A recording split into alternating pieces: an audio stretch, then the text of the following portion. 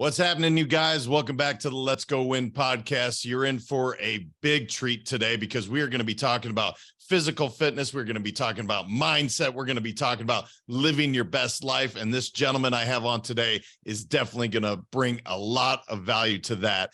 Jay Nixon is an accomplished speaker, author, coach, and mentor whose mission is to disrupt the health and fitness industry. His mission is to cure obesity by focusing on the real issues and getting people off the diet roller coaster. He is the owner of Thrive Fitness Studio in Palm Desert, California, and the author of the Amazon best-selling books, The Overweight Mind, The Undeniable Truth Behind Why You're Not Losing Weight, and The Purpose of Pain, How to Turn Tragedy into Triumph because life's not supposed to suck. And isn't that true, man? I love 100%. That. Brother, how are you doing, man?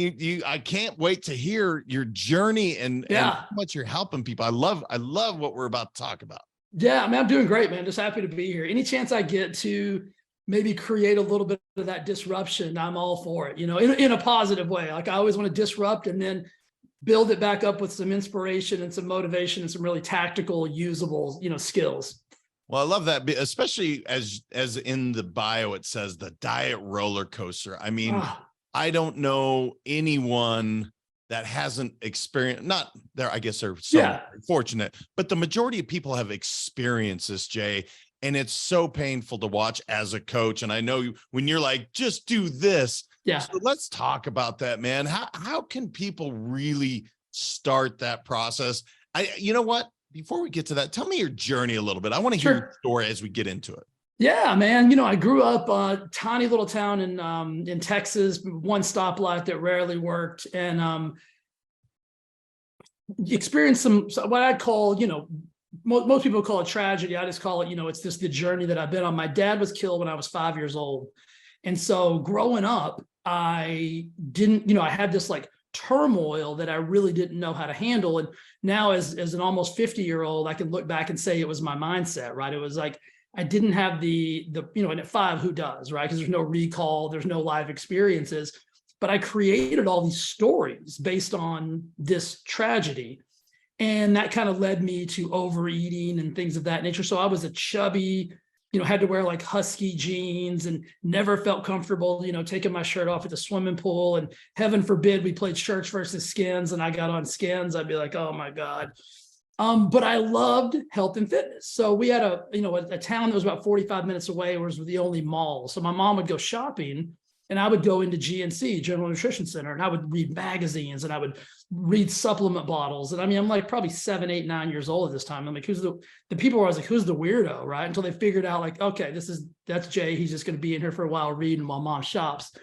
So I was fascinated with it. And I think, kind of got into sports as I got older, which probably saved me in a lot of ways. But that's kind of why where I am today. And other than that, like, I had a bunch of other kind of deaths that happened. And then my best friend committed suicide when I was 25. And I'm like, okay, time for a shift, right? We got to take this mindset of tragedy and we've got to figure out what we're going to do with it. And that's kind of when I started my journey of personal development and kind of where I am today as a wellness entrepreneur. Like, I mean, I started in the medical space and then worked for the largest supplement company in the world when I was young. Went to work for GlaxoSmithKline Pharmaceuticals, which is one of the largest, pharmaceutical companies. I've consulted for the NFL alumni. So I've got a really cool, I mean, as a dude probably growing up watching sports, if you name a player that you watch when you were a kid, I've either probably played golf with them, had cocktails with them, or had dinner with them.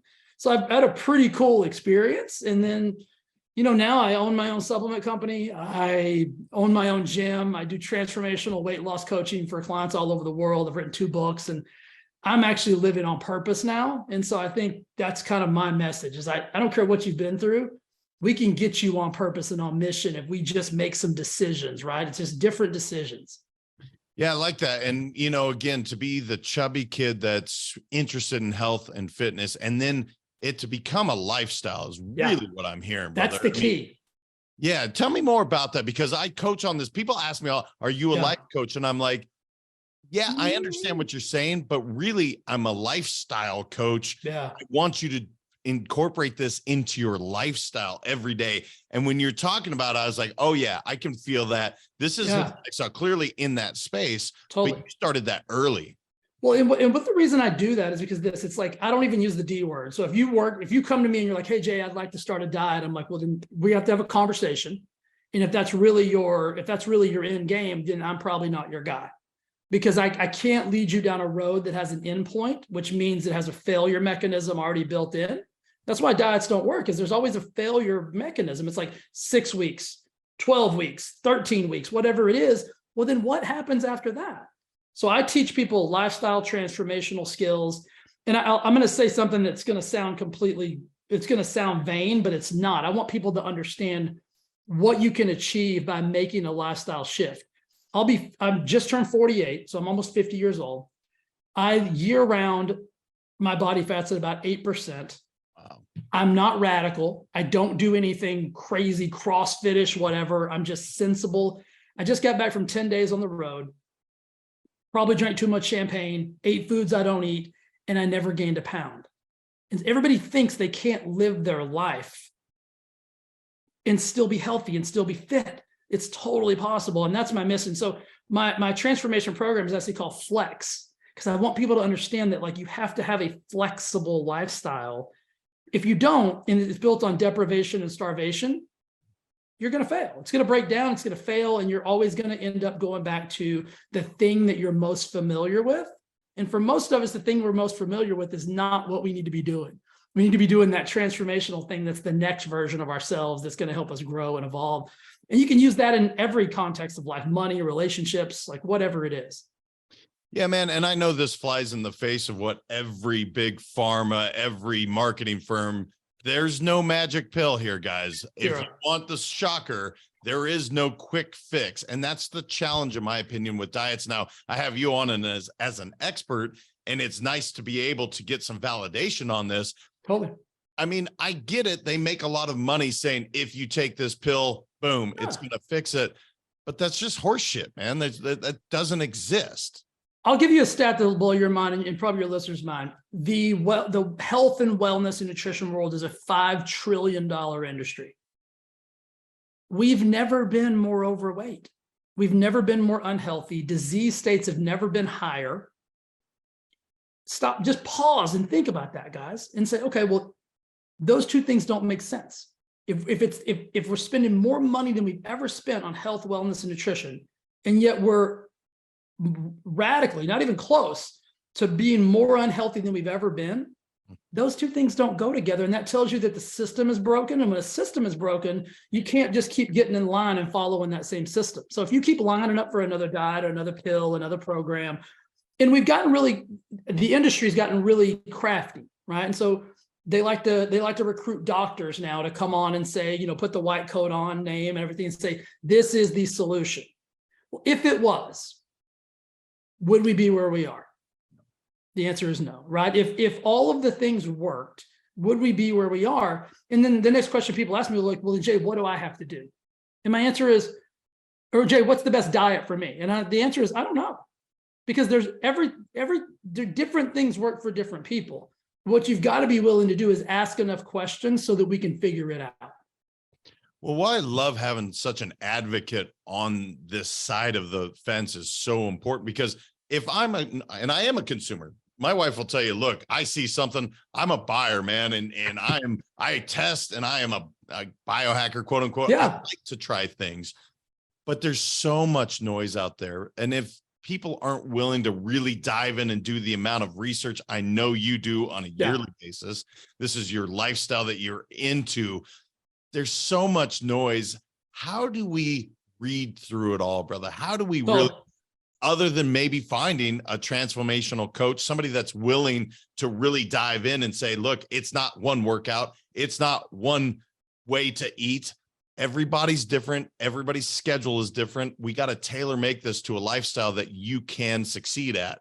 Absolutely. Is that kind of the idea, brother? We just have to find somebody to guide us, or how do people break through the noise? Because there's a lot of it, man. Oh, phenomenal question. And I'll start by saying this. This is all I do, and I can get confused. I could be like, what is what? Like, just yesterday I read this and that doesn't make any sense now. And so, and I spend my entire life like doing that and figuring out the minutia of it all. And I think, the key thing is this: everybody's trying to fit into a diet, or they're trying to fit into something else. What I try to prescribe and teach and hopefully get people to understand is that, like, we've got to figure out what we can fit into your life, like what's going to work, like you said, like into your lifestyle. So if because people always say, well, Jay, I don't have time to cook. Okay, cool. Jay, I'm on the road 300 days a year. Okay, cool. Or Jay, I'm at home every night. I can cook every single meal. I can do all these. Like, those are three different people, right? And so if I just said, okay, do this, they're all three going to be like, what? Well, that doesn't, you know what I mean? So you've got to be able to look at your lifestyle, and then we've got to be able to figure out what fits in that. And like you said, I don't think we get anywhere in life on our own, right? If you were going to, let's just say you're 50 pounds overweight. Let's use that as a benchmark. If you're 50 pounds overweight and you've been 50 pounds overweight and you've been trying to lose the weight on your own, we got to stop and pause and say, okay, listen, maybe this isn't the thing I need to be doing on my own. Maybe I do need, and this my belief system is this: you need support, radical support, and you need really, I use the word radical and extreme accountability. And when I say extreme accountability, I don't mean somebody yelling at you. I mean somebody believing in you, probably more than you believe in yourself. And then when you do stumble, fall, go back to your, the easiest places, somebody there to help guide you back to where it is that you want to be.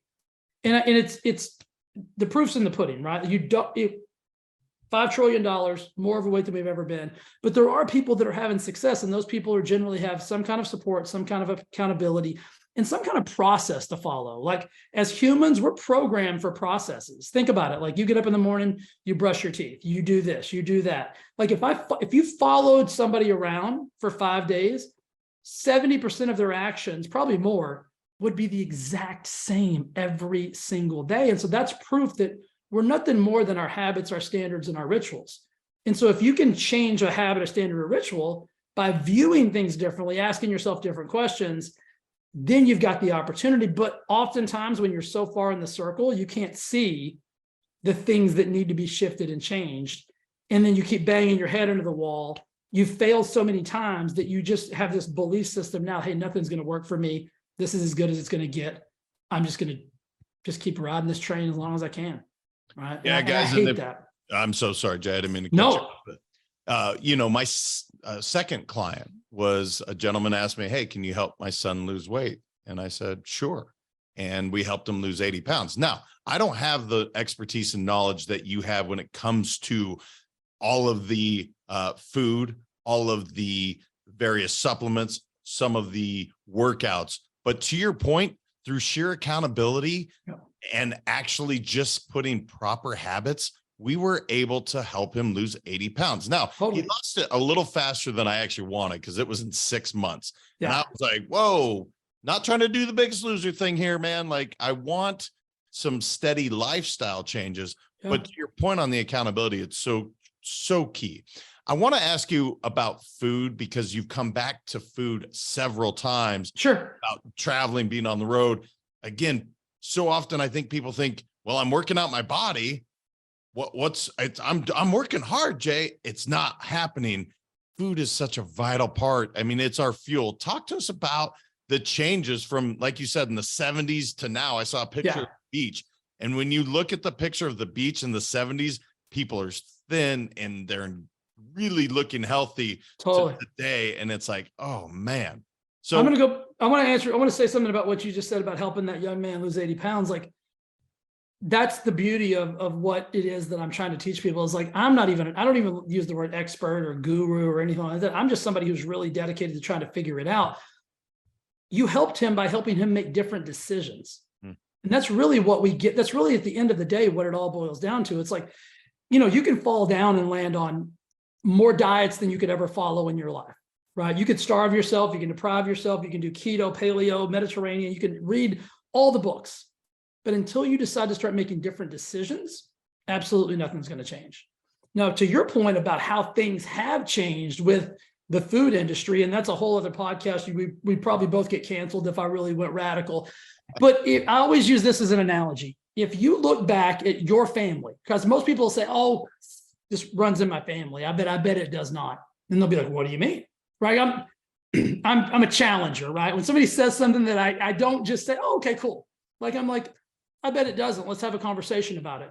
And I always say, look back at a family photo. Because I grew up in Texas, you always have family reunions, right? And so look back at like your ancestors, or one of those family reunion photos from 40, 50 years ago. There's going to be very few obese people. I always say there's going to be, that cousin Timmy that's always a little chubbier than everybody else. There's going to be one or two guys in there. Fast forward to today, look at a family photo, and the majority of people are going to be overweight. I heard a statistic, and I can't remember who said it, so I'll probably, thank God, because I'll probably butcher it. But it's something in the lines of like 70 to 75% of men today are at least overweight. That doesn't account for the obesity that's probably in the 30s, 40s, and growing at a radical rate. But if you look at our food system and our food supply, right, it's like even our grandparents didn't have access to the foods that we have access to at the level that we have access to them. And their grandparents for sure didn't.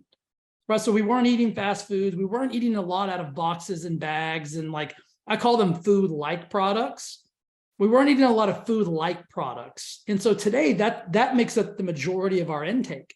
If you look at even how kids eat today, everything's in a box or a bag, or it's prepackaged, and it can sit on a shelf for 1 year, 2 years, 10 years.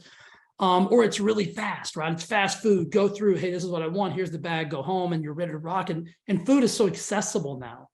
I use fruit as an example. Like I remember growing up, like when it was a certain season for that fruit, that's when you ate the fruit, because you couldn't get strawberries year round.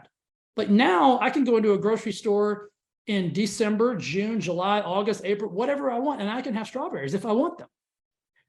So it's the access, and then we won't go down this rabbit hole, but I'll even say this just to get people thinking a little bit differently.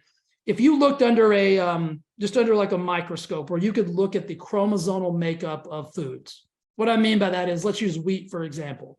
So wheat, if you looked at it under a microscope, just like us, if you looked at our blood, you could see the DNA and the chromosomes.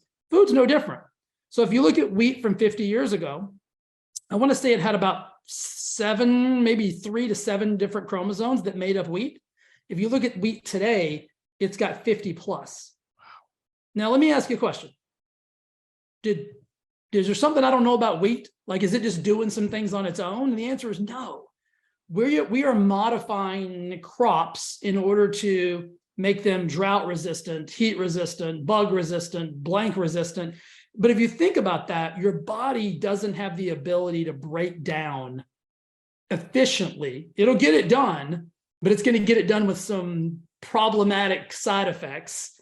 It doesn't have the ability. And wheat's just an example. Like if you look at our fruits and vegetables and, all those things like that. I said this on a training the other day. Like if you go into a grocery store, like you can almost see yourself in the apple. It's almost got like a shiny mirrored reflection. When I grew up, like, I went to the grocery store, apples had little holes in them. There might've been was that a wormhole? What is that? Like, and you just, you know what I mean? I grew up on a farm. Like fruit doesn't come off the vine looking like that. Like vegetables don't come out looking gorgeous and beautiful. You might get 1 out of 100, right? And that's your show. That's the county fair show pumpkin, but very rarely do they look like that. So we've just made so many changes as far as food goes. And now we've got to I always tell people, like, if you can get back as close to the source as possible, that's going to be your key, right? And then I have 3 things. I'm going to shut up after this. We eat too much, we eat too often, and we eat the wrong combination of foods. Those are the 3 reasons why people struggle with weight loss. Too much, too often, wrong combo. If you just broke it down like that simply, and you made changes based on those 3 things, you could get yourself into better shape. Yeah, I really want to go down a little bit on the too often, because I will say for me, what people would consider intermittent fasting is one of my favorite things, just from ease of use, from being able to maintain because I do come from a pretty big family. I'm the smallest guy. I'm 6'5", 245 pounds. I'm the smallest guy in my family. It's not even close. Now, Right. intermittent fasting has allowed for me to eat whatever the heck I want, in my opinion. Yeah. And only have to really prepare 2 meals a day, which for a guy that doesn't enjoy cooking, that's awesome. Love it. What is your take on whether it's intermittent fasting, a fast in general? When you say too much, that's how I equate it in my brain. I'm just curious on where you sit, because I know everybody is, again, different. Metabolisms are different. So it's not a one size fits all. But for me, man, it just was like, oh my God, intermittent fasting has just made my life so easy. It just feels better. My body feels better. So what's kind of your stance on that, Jay? Absolutely love it. I've been intermittent fasting for 10 plus years. I equate it to probably the level of fitness that I have, like I say, as a 48-year-old. I fast, gosh, so a 16-8, basically. That's like a normal intermittent fast for people. And I want to say something before we even go down the road. Intermittent fasting is not a diet. So if somebody tries to tell you that intermittent fasting is a diet, they're just trying to lead you down a road you probably don't want to go down. If you think about this conceptually, intermittent fasting is what people have done since the beginning of time, because food wasn't readily available. If you go back to like the caveman days, or even, a little bit after that, it's like, even my grandparents' days, like food wasn't readily available. Like you ate when food was available to you. So they spent a lot more time fasting than they did feeding. And so it's something that's tried and true over time.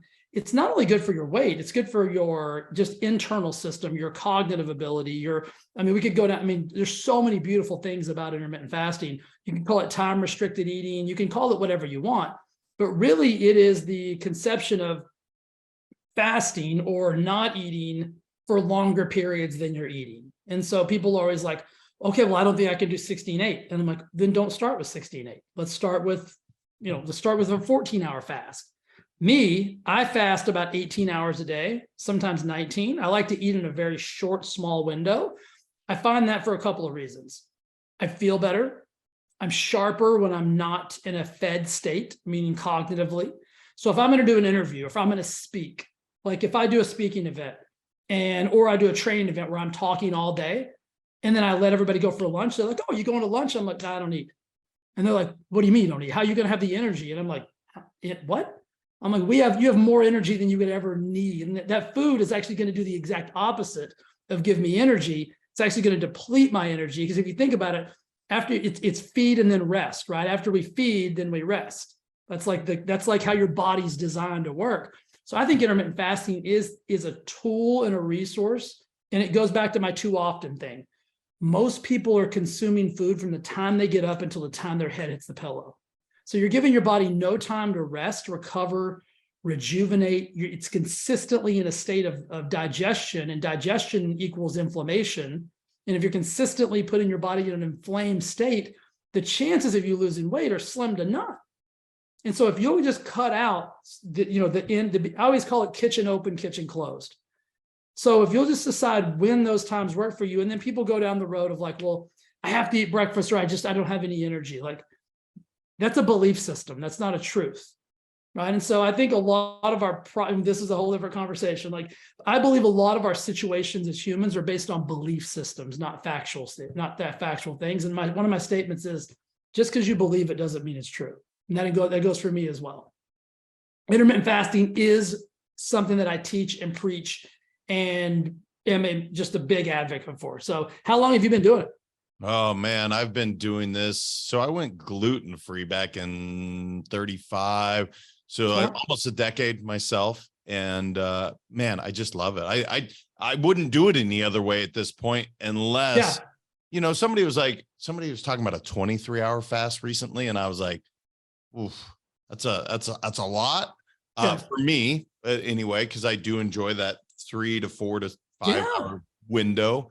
But yeah, man, it's been absolutely life-changing for me. I feel like I'm not a long-term faster. Like I'm not somebody who enjoys a 23-hour fast or a 36-hour fast or a 5-day water fast. That's never been something that has resonated with me from a scientific and or a, you know, completely anecdotal, you know, principles. Some people love it. And so I think it's one of those things where you've got to find where you fit into that formula, as opposed to trying to make that formula fit into your life.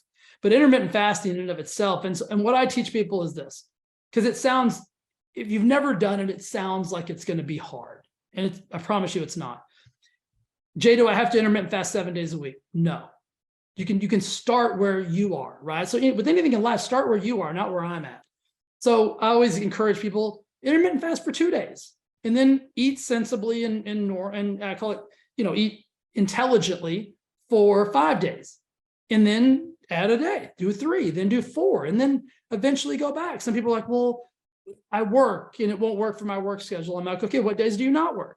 And then, so let's do it on those days, right? So there's always a solution, guys. And so stop looking for problems for every solution, start looking for, you know, the solutions for every problem. And so there's always a way. And the more you do it, I promise you, the more I don't even think about it. Like the thought of having food before like noon every day doesn't even cross my brain. So true. Yeah. It's so true. It's that easy. You keep going back to beliefs and mindset. Yeah. And I love this because when that box is open, it's so clear. And everything you've said is there's a solution behind it. And whatever rebuttal you get, there's always a question and there's a solution. So I want to talk about, there's this topic that you have on mindset, leadership, and winning in life, how most people are kind of limping through life with no direction, purpose, or passion. Yeah. You said earlier in the show, you're living on purpose. I love that. Talk to me about this mindset, because we've talked about beliefs. Yeah. You're hearing all these people saying, I'm this way because, and we hear it all the time. I'm genetically disposed to blah, blah, blah. And I realize they've been conditioned to feel that way. And I actually don't fault them, because again, yeah, whether it's coming from advertising, marketing, you hear this stuff and it's like, it is stuff and they feed your mindset. So let's feed them some positive beliefs. Yeah. Here. Let's give it to them. Yeah, I agree. It's programming, right? We've all been programmed. And it's the reason I wrote my first book, and it's called The Overweight Mind. So think about that. And if you read the book, if you've ever read the book, there is not one sentence in there about eat this, don't eat that. It's every page is dedicated to above the neck and how this is the key to weight loss. And really, you could take off weight loss and say to success, to having a life that is actually amazing. Like you look forward to, like I get up at 3 o'clock every morning and I'm this jazzed up the moment my feet hit the floor to the moment I get to go to bed, because I get to do this. And so let's go to the programming. Let's go to the conditioning. This is what I like to do. I like to get people to define terms. And so I always ask people really simple things. Like I just did a live event about a month ago. And I started the event by, I gave them a little pre-work and I had them define health. I had them define what food was. I had them define what success was, what failure was, just basic terms that we don't even really think about. Every person in the room had a different definition. I said, don't go to Webster's, don't Google it. I want to know what your definition is. And then after we went around the room and everybody gave their definitions, I said, how many of those definitions are actually yours?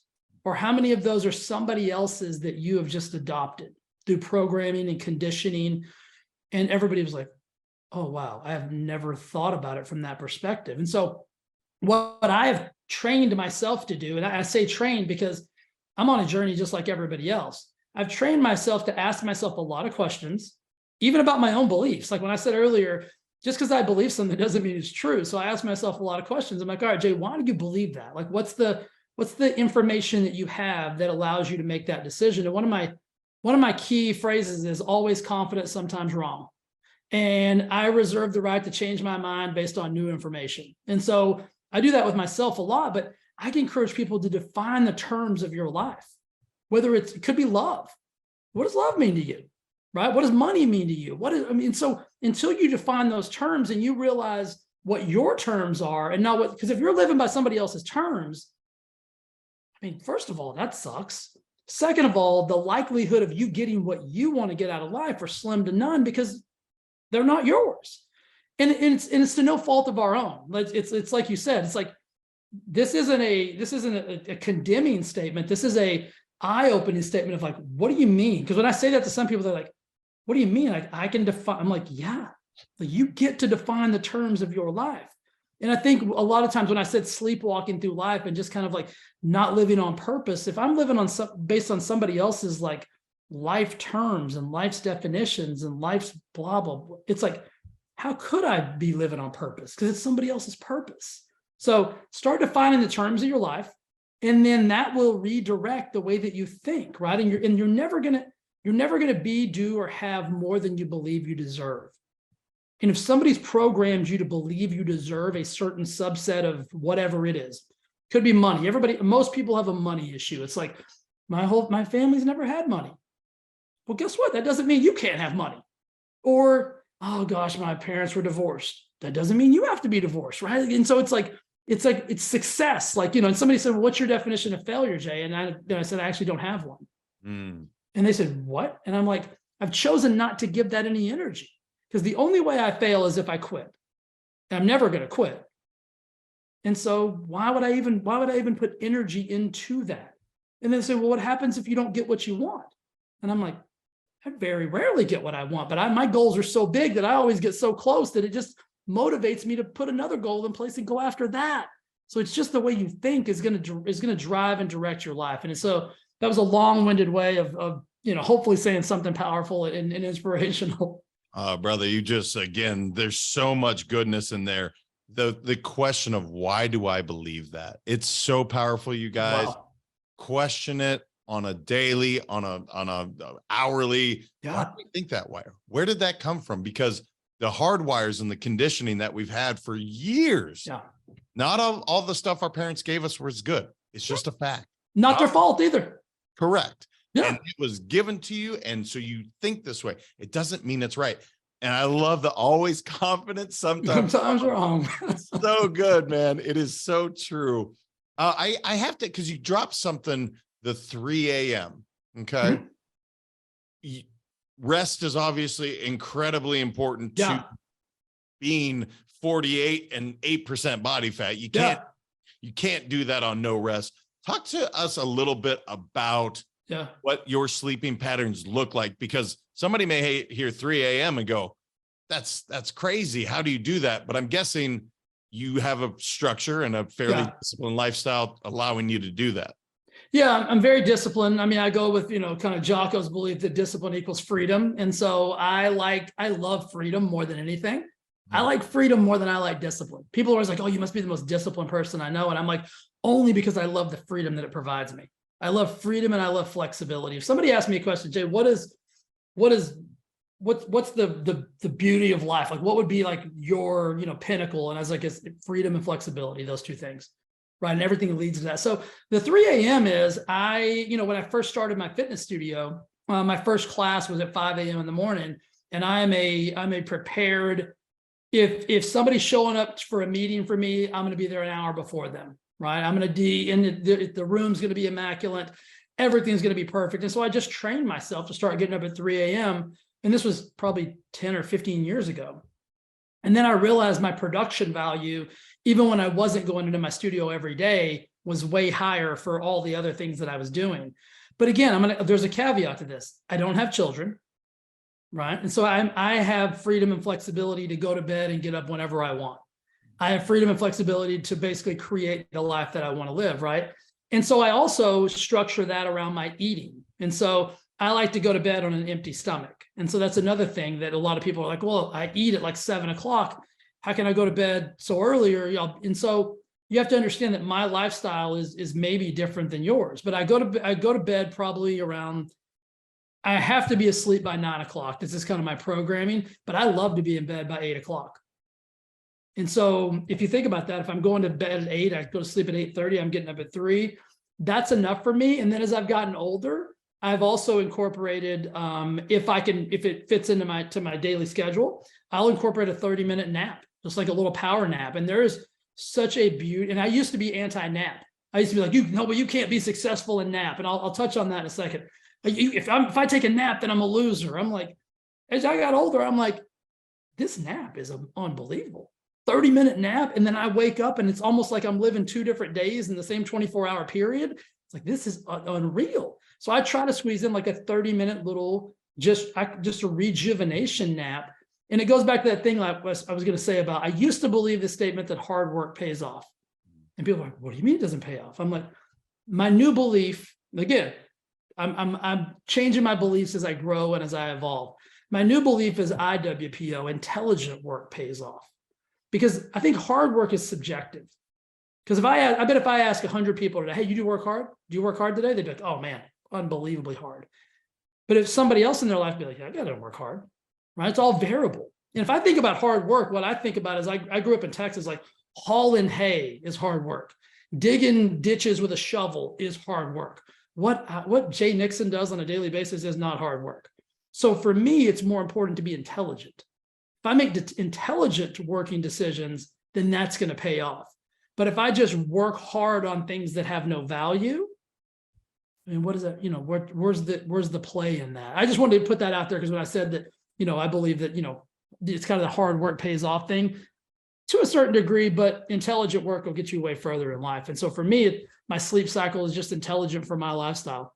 Yeah, no, it makes sense. And look, I say it's from Daniel Pink, results only work environment. I believe in that, guys. What are your results? Not just hard work. I don't care if you did 10 hours in a day. If you didn't get anything done, who gives a shit? Yeah. Doesn't really matter. I want to throw a term because I was defining, it's so fascinating. You were talking about defining terms. And I was defining wealth with a young lady coaching the other day. And one of the things I say, and I believe this to be true, that health is wealth. Oh, yeah. And one of the biggest examples recently is Steve Jobs on his deathbed with like $7 billion. He's saying, I would give everything, all of this back for just some health and he couldn't get it. Yeah. So I'm going to open that up to you and just say health is wealth. Couldn't agree more. And I think there's a lot to unpack there as far as my belief system. But if you look at it, it's like you talked about Steve Jobs, like willing to give it all back, 7 billion, whatever, he passed away with. And it's so true, but oftentimes we don't come to that realization until it's too late. So I always say to people, it's like, right now you get to make decisions about how your life is going to look. But at some point, if you abuse yourself long enough and you get into a certain disease state, and I understand that certain ones are unpreventable, no fault of your own, you can be the healthiest person on the planet. I'm talking about disease states that we have control over. Oftentimes, what'll have happen is once you lose the ability to make decisions, that's when you start to want to make those decisions. And so you've got to convince yourself, or before that happens, that your life is worth living. And back to health being wealth, I believe that everything's synergistic. Once I started really taking a look at my health and how I was treating myself, and I've always worked out and I've always done, what on the outside people would look at as like, oh, that guy's a pretty healthy dude. But it wasn't until I really got dialed into quality of life, quality of health, and how I felt and not just how I looked and all of those things, that my life changed exponentially. My relationships got better, right? Because I think taking care of, I always tell my significant other, Lori, or when somebody asks about Lori, it's like, Jay, why do you take such good care of yourself? I was like, listen, she bought a Ferrari. She didn't buy, a blank, whatever car that she didn't want. I'm like, it's my obligation to keep taking care of myself. And so I think when we enter into relationships, we have obligations to continue to be the version of ourselves or better that person signed up with. And then just for our own level of self-respect. Like, I know for me that when I'm taking care of myself from a health perspective, that it translates into the amount of money I make, just the quality of my happiness, like it just revolves around everything. And so I think it's one of the key pinnacles, and I think it all goes together. I think life is synergistic. I think the quality of your relationships, your finances, your health, your faith, all the things that are important to you, they all matter. And if you can synergistically get all those things kind of revolving in the same direction with the same mindset and the same purpose and passion and just zest, life will change exponentially for you. I always say that weight loss is a side effect. Weight loss is never going to be the the thing. It's going to be a side effect of you thinking differently and then making different decisions about how you want your life to look. So good, man. She bought a Ferrari. She, whatever, like you said, it's true, man. You're doing it for somebody. It's bigger than yourself. I think it's so good. I want to just give you an open forum. I didn't know enough to ask you something. And you're like, dude, I got to share this with your audience before we wrap up. So just open forum to you, brother. Yeah. You know what? I'm just a big believer in this. Like, wherever you are is totally okay. Like, I think a lot of times we spend the majority of our life and our time looking backwards and saying, well, what if? I wish I would have done this differently. Gosh, if I had that to do over again. Like, hindsight's undefeated. And so what I would suggest that everybody do is take an inventory of where you are today, and then just start thinking of the outcomes that you want to get. And we gave you a lot of information today on things that I would really do. I would define terms of my life. I would question my belief systems. And then I would also say, are these belief systems that I currently have serving me? Are they moving me in the direction of which I want to go? And if you look at life being synergistic, right? And let's go back to the mindset. I'll end with that because that's where I believe everything begins and ends. It's going to be hard to have a positive life with a negative mindset, because that mindset is going to dictate and drive all of your decisions. It's going to drive your reactions. And people are saying, Jay, I want to be happy. Right? And, in the old adage of, like, happiness is a choice. I do believe that. But I also think there's a lot of moving parts and pieces that go along with that. Sometimes you need to change your environment. Sometimes you need to change the people that you hang around. So I'll take it all the way back to what we said about weight loss. Support and accountability are essential. And support and accountability sometimes aren't the things that we want to hear. And so if you're consistently getting things that you want to hear, like if you're around a bunch of yes people, you might want to find somebody who's willing to tell you some radical truth in your life. And I think that for me, I'm lucky I have a significant other that if I'm being nonsensical, she has zero problem letting me know that, hey, that doesn't sound like the smartest thing you've ever said. And I trust in that relationship. And I've also surrounded myself with a core group of humans that I can trust to give me that radical, unabridged advice if I'm on the wrong track. And I think, so there's some essential pieces in there. Surround yourself with amazing people that want to see you win, who are also at least trying to win. Like, if you surround yourself with people who don't want to win, I'm going to give you an example. We're talking about weight loss.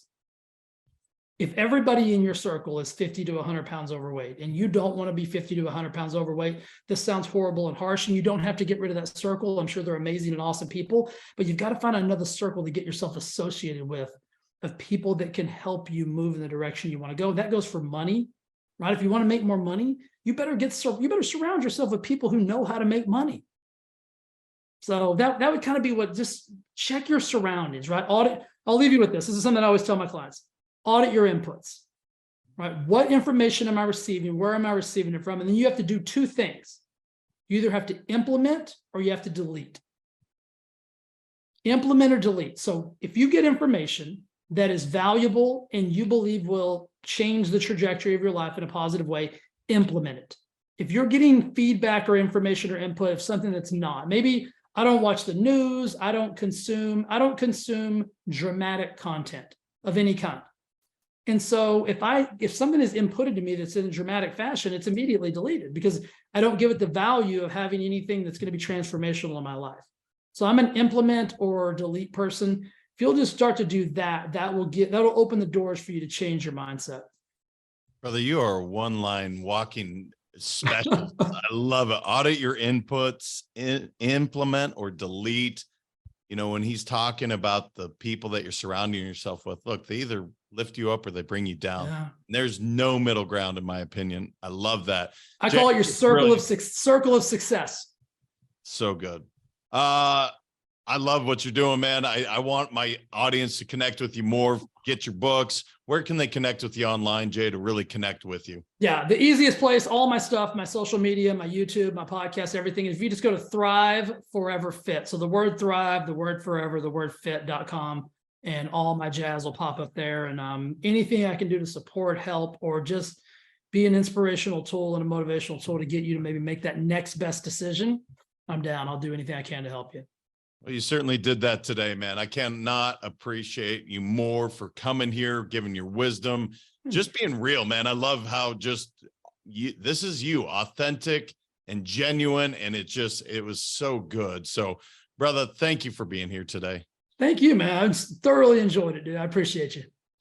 Guys, you're going to have to listen to that one a couple times. I'm going back because I'm borrowing about 6 different one-liners that he used. I swear we were separated at birth because we were speaking such the same language. Love it. Not 8% body fat, however, but I'll get there. I'll get there by Jay's help. But remember, you guys, share this, get it out, subscribe, review, get it out so we can continue to have amazing guests like Jay on the show.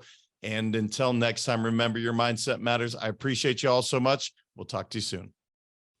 Thank you so much for listening. If this content is delivering value to you, please make sure to subscribe, rate, and review us. That helps us build this community, and that is what we are all about. Building this community as big as we can, helping as many people as we can, and deliver as much value as possible. Be sure to head over to letsgowinpodcast.com for information on my coaching courses, and make sure to follow us on Facebook, Instagram, and LinkedIn at Let's Go Win 365.